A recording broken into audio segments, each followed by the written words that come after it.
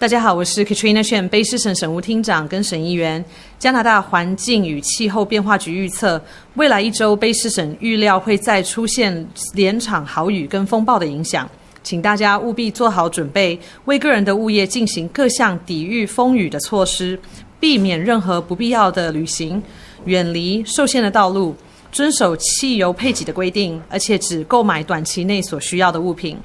7号公路的通行令于昨晚开始生效，范围由 Agassiz 到 Mission。目前 Mission 一直延伸到 Hope 的整段7号公路均受使用的限制，仅限于必要的旅行和车辆的使用。好消息是，我们的供应链情况已经有改善。加拿大太平洋铁路已昨晚开始重新运作。美国也将会暂时放宽对非经常输入美国的货车司机许可要求，让货物跟产品的运输更容易和顺利。我们的食品供应链继续保持稳定，这包括我们的乳制品业，卑诗省奶品的交付量已经恢复于相当于平常的 80%。